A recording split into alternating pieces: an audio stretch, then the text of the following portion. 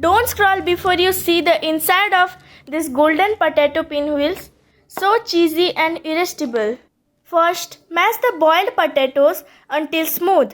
Then add mozzarella, butter, oregano, chili flakes, black pepper and salt and mix well. Spread the cheesy potato filling evenly over the pastry sheet.